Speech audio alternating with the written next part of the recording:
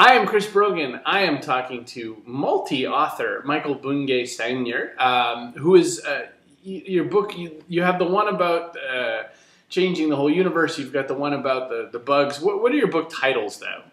Sure. The book I'm best known for is called Do More Great Work, which is how do you find the work that lights you up, inspires you, makes a difference, and how do you do more of that and less of all the other stuff that fills up your life. And then about half a year ago, we did a book called End Malaria, which you were part of, Right. which was a collection of essays from cool people, hence you've been involved in it, writing around the topic generally of great work. But what was really magical about it is $20 from every copy sold goes to Malaria No More. So not only did it hit number 2 on Amazon.com, which was super exciting to watch, but more importantly, it's raised about $250,000 so far for Malaria No More, which is really pretty cool. Wow. And I'll tell you a personal story. I put that on the back of my my toilet in my bathroom. And not that I don't get very many visitors here, but everyone who did was like, why do you have a book about malaria, in your bathroom? And it's not about malaria. It helps, Yeah, exactly. It was fun. Hey, so I said that I would try to be super tight and brief because I thought it would be a fun exercise for us. We wanted to talk about coaching today. And I had mentioned some interest in it, and you said, well, I've done quite a bit of it. I would love to, share some knowledge. Some of it was sort of, for example, your counterintuitive principles of coaching immediately threw me off my game. I thought that's not what I thought coaching would be. So, give people your 3 counterintuitive principles of coaching. Well, let me just say this before I do. Coaching is such a powerful intervention, a way of interacting with people, and I think it suffers from a bit of a bad kind of marketing rap because for many of us, particularly if we're involved in business, we're going, I don't have time for kind of hugs and pastel colors and Muzak and no, I appreciate you, no, I appreciate you, no, I appreciate you sort of thing. And while that actually, it can be important and play a role, for me, I'm like, how do we make coaching practical, useful, and everyday so that people just go, this is a better way for us to interact? So here are my 3 counterintuitive truths about coaching. One is, be brief. I think that unless you can coach in 10 minutes or less, you don't have time for coaching. So part of what this is all about is to say, how do I not feel like I have to sit down and have a 45-minute head-nodding conversation with somebody, although there's a role for that. But in your everyday interactions, how do you get more focused, more succinct? Just as we're having a focused, succinct conversation now, that's more useful and more practical for people. So that's number 1. The second is be an adequate coach and not an excellent coach. For many of us, we see what's required to be a coach. Endless hours of training, a sort of touchy-feeliness, a sort of sense that you have to grow your hair in kind of long waviness, a bit like yours, and be grumpy and kind of have that sort of Zen-like reflection of wisdom, and I've sat on a mountain for a while. That doesn't actually serve most people, and I think it's over-engineering the solution to the problem. What I think you want to be doing is going, I just need to up my game a little bit, and I'm going to make a big difference. One of the things that I think is true is we are wired to give advice and provide solutions. So when somebody shows up and goes, blah, you're like, okay, I can help you. And you're in and you're helping right away. I'm trying to promote a little more curiosity and a little less expertise. Ask a question rather than give an answer. And that simple behavior shift is actually going to help a good deal in terms of being a sufficient and a powerful coach. You don't have to be excellent. You have to be adequate. You just have to be good enough. So I think those are 2 of the key counterintuitive truths about coaching for sure. There's a third one. Be curious is what you had written. Thank you. And that's my third point, really, which is everybody gets intellectually that they should ask a question rather than give advice.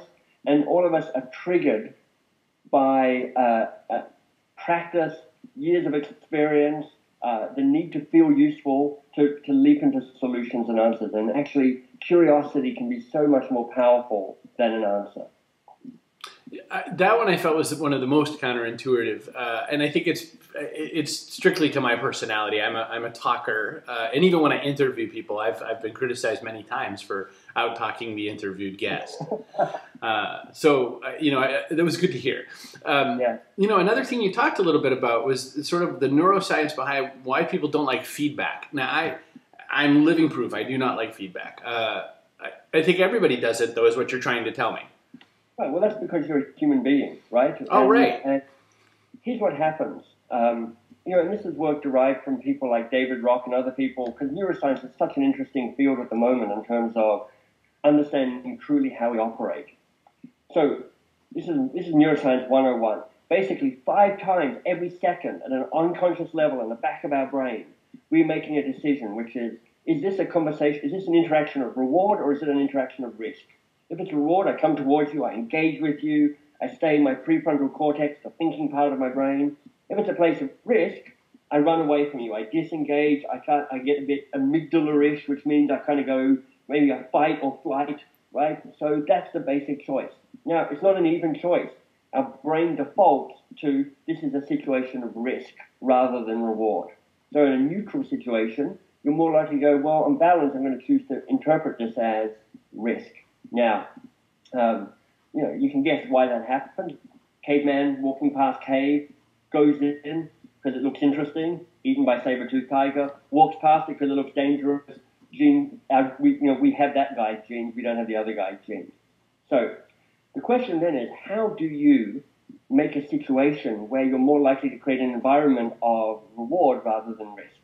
And I think there are 4 basic factors that help people decide whether I'm going to decide to do that. And it spells the word terra, T-E-R-A, which is kind of good because it's like the French word for environment. So T, tribe. Are you with me or are you against me? That's the basic question that the brain is asking at an unconscious level. Are you one of me or are you not one of me?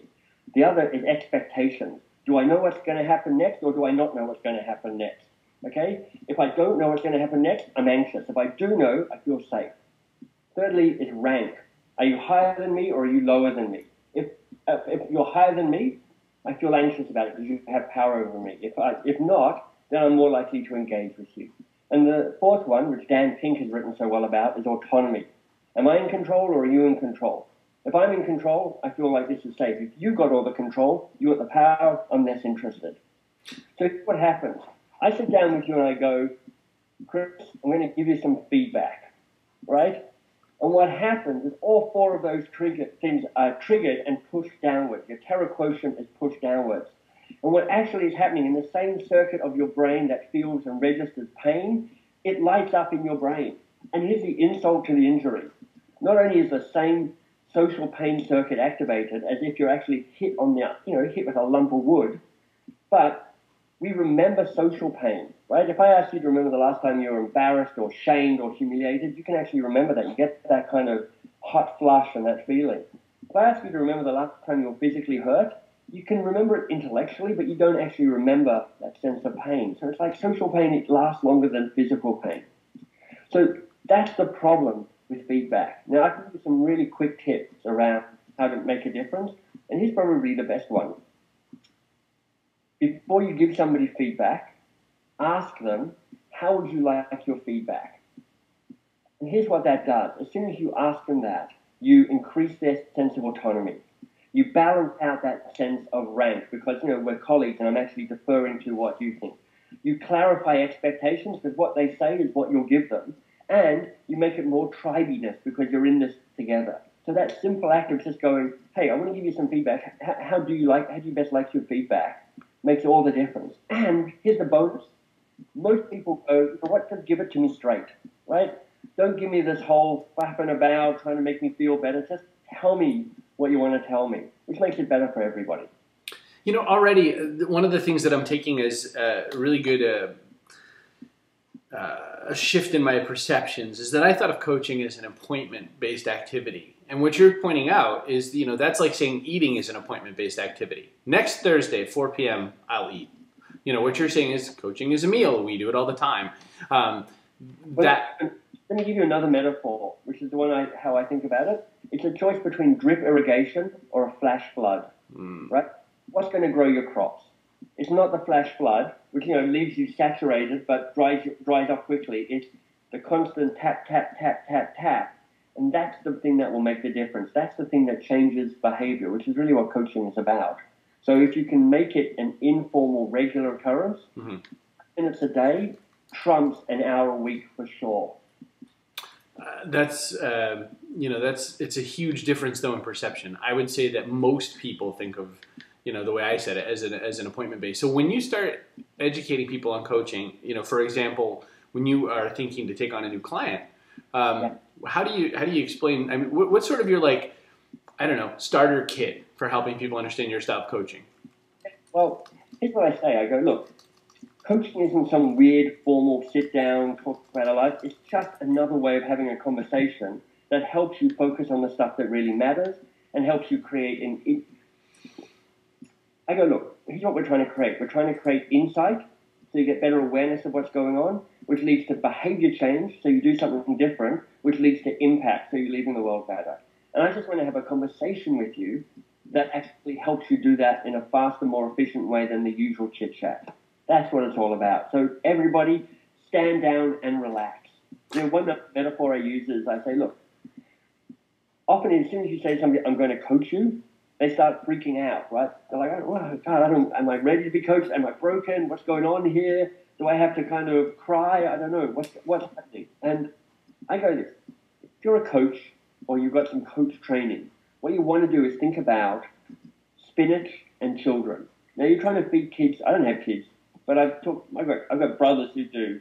And so I'm trying to be the funky, cool, corrupting uncle with them. And here's what I've learned from my brothers. Right? Kids don't like spinach. Particularly at a certain age, they're like, give me pasta, give me chips, but don't give me spinach. So what smart parents do is they take the spinach and they blend it in with the spaghetti sauce, and the kids eat it not even knowing they're eating their spinach.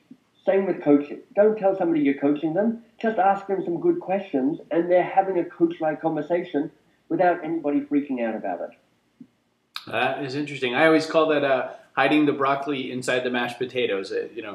Very similar. Michael, I do have a question. You say there's some things that really fog up coaching experiences. We do a lot to sort of damage our own efforts there. What are some of those things that fog up a coaching experience? So I talk about the 7 foggifiers, which are the things that help or get in the way of you getting to the heart of what the real challenge is. And that's so often the problem in our business world and in all our life, where we spend way too much time solving the wrong problem. And if we could just actually spend a bit more time figuring out what's at the heart of the challenge, everybody's going to be happier. So I won't give you all 7, but let me give you a few of my favorites around. One of them is, I would call it abstractions and generalizations.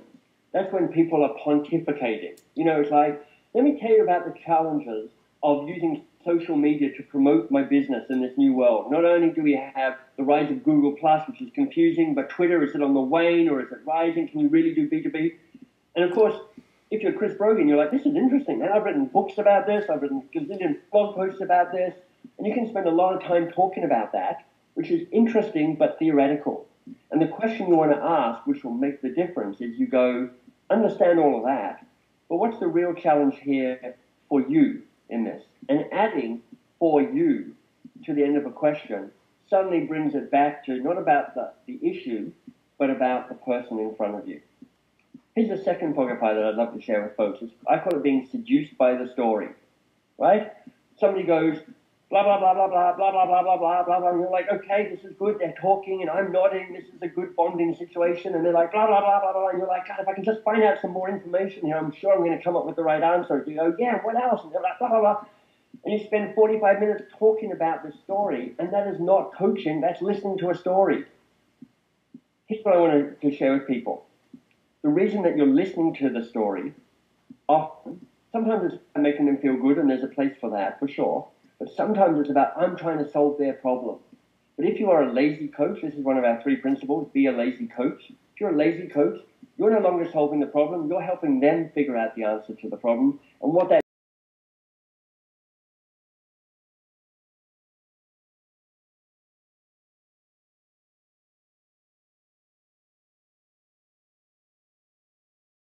now I'm just spending my 45 minutes where you're supposed to be helping me, briefing you. That's not any use to me. So here's what you need to do. You need to interrupt. And the best way to interrupt somebody is you go, I'm just going to interrupt you now. You actually tell them you're interrupting, and that somehow makes it okay to interrupt them. And then you go, a question on the variation of, so what's at the heart of this issue for you? Or what's the bottom line here? Or if you had to sum this up in just a sentence or two, how would you sum it up? Help them summarize so that you can get to the part of the story that really matters. It's not saying stories are bad. It's saying being seduced by the story doesn't serve you or the person that you're working with. Wow. Now, you, one would presume, were able to make all these mistakes and then learn from them, which is why you know all these great fog of fires. What's changed the most in your own coaching style over time? Oh, I've always been pretty good at asking questions, but the thing that's changed the most is the fact that the number of questions that I use has shrunk. One of the things that's kind of counterintuitive, I guess, is, with 4 or 5 really good questions, you can go a long, long way in a powerful coaching conversation. I'll give you 2 of my most favorite questions. One is, what's the real challenge here for you? Because it really it keeps you away from solving the problem, and it keeps you focused on the person going, let's figure out what's at the heart of the challenge. And then here's my most favorite coaching question. It's simply this, and what else? Now, what I just discovered recently was and what else has the acronym AWE or, so I think that's kind of funky. But here's why and what else works so well. The first thing somebody has to say is never the only thing they have to say. Secondly, it's a great self-management tool to stop you jumping in and solving the problem, because that's half the challenge in coaching, is learning to shut up and not take control. Chris Brogan, I'm talking to you. Yeah. And the third one, and this is kind of a secret in coaching, so don't tell anybody else, Chris, just between you and me. When you're not sure what other question to ask, and what else buys you just a little bit more time so that you can kind of go, let me figure out what's really happening here and ask another, perhaps more powerful question. So I guess that's my learning, which is you don't need many questions, but you need the discipline to stick to a few powerful questions rather than feeling you're going to add value by talking, solving problems, making stuff up. Good questions take you a long way down the road. So when that happens, when one has the opportunity to ask all those right questions, one of the things I just took away from all this was that feedback is an opportunity. Feedback is what's missing a great deal in our life, and a good deal of what you're doing in coaching is you're actually just sort of adding a few gauges in an otherwise non-gauged world. Is that? Yeah, I think that's absolutely right. It can be so. If you come from this basis, people don't have time to think because they're so busy doing stuff, and they have even less time to think about how am I doing and what am I doing and why am I doing it. And giving people simply a bit of time to be able to step back and reflect is an extremely powerful engagement gift, however you want to frame it, to the people that you're working with. And in fact, let me give you another question that I think can make a real difference for people. At the end of every conversation you have with somebody, on the phone, in meetings, in new business meetings, in coaching conversations, ask them, what was most valuable for you about the conversation we've just had, or what was most useful for you about this conversation? Because 2 things happen. One is they have the chance to actually reflect and understand what was valuable about it, because people don't learn when they do something, they don't learn when you tell them something, they only learn when they talk about what just happened. So that's where they actually figure out what they learned. That's where they discover that the conversation they just had with you was valuable or useful. So I'm not saying was anything valuable or useful here, that just sets you up for a no. But what was most useful or most valuable.